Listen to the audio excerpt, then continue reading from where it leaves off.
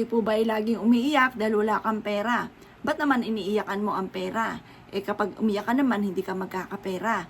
Huwag mo yang iyakan. Maging positive ka lamang. Dagdagan ng inyong sipag at tiyaga. Makakamit nyo po yan. Magkakaroon ka ng maraming pera.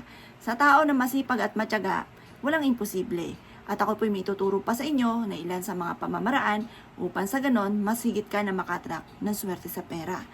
Bukod sa inyong pagiging masipag at matyaga, at huwag kang makakalimot magdasal, subukan niyo po ito. Ngayon pa mga bossing ko, kung kayo po isa sa mga mahilig sa mga pampaswerte, minumungkahi ko na huwag kang magpapawala ng dahon ng laurel. Ako po mga bossing ko, sa bawat na aking kahilingan, isang dahon ng laurel, mga bossing ko ang aking sinusunog. Ngayon po mga bossing ko, ganito lang ang inyong gagawin. Bumili ka ng ganito. Masasabi ko lamang ay mas mainam kung magwi-wish kayo, yung buong dahon ng laurel ang inyong gagamitin. At gagawin niyo po ito tuwing alas 7 lamang ng umaga, sa umaga lamang. Ang pinaka-the best na araw ay Tuesday at saka Friday. Kung kayo po'y abala, gawin nyo na ito kahit anong araw, basta't ikaw ay may time sa paggawa ng mga ganito at makakapag-focus ka at maniwala ka sa inyong mga ginagawa. Ngayon po mga bossing, huwag nyo nang iyakan niyang problema po ninyo, lalo na sa pera. Dahil ang pag-iyak, hindi ka magkakapera po dyan. Pero kung ikaw po mga bossing ko ay magsisipag, magtsatsaga, makakamit nyo ang inyong mga pinapangarap. Huwag nyo nang iyakan po yan. Kailangan po mga bossing ko, may panghatak din tayo na swerte bukod sa inyong pagiging masipag at matyaga. Ngayon, ganito ang inyo pong gagawin. Kumuha po kayo ng dahon ng laurel, humarap sa gawing silangan ng mga bandang alas 7 ng umaga, ibulong nyo ang lahat ng inyong nais. Halimbawa, magkaroon ako ng maraming pera, bukod sa aking pagiging masipag at matyaga, makabayad na ako sa aking mga pagkakautang, at kailanman na hindi na ako maubusan ng pera. Ganoon ang mga pag-wish, huwag kang gagamit na sana.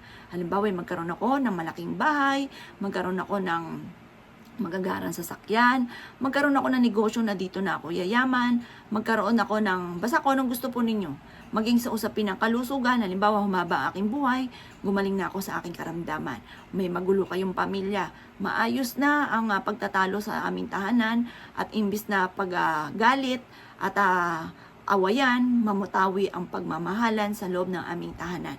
Ganon ang pag-wish, basta huwag kang gagamit na sana. Pagtapos na po na mag-wish, kumuha ka ng lighter or magsindi ka na sa isang kandila, sunugin nyo po ito. Ngayon, hayaan nyo po siya na mapawid ng hangin, huwag nyo tatambuin yung pinakaabo po nito. Yun po ay panawagan upang sa ganon, kung ano may winish po ninyo ay kaagad pong matutupad. Kung ikaw ay naniniwala at gagawin nyo po ito, huwag na po kayo magpatumpik-tumpik pa, proven po ito.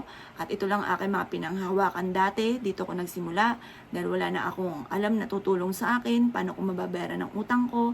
Nag-wish ako na bigyan ako ng daan, bigyan ng kahit isang pagkakataon lang, hindi ko sasayangin, lalo kung sisipagan, gagalingan ko, ganun po mga bossing.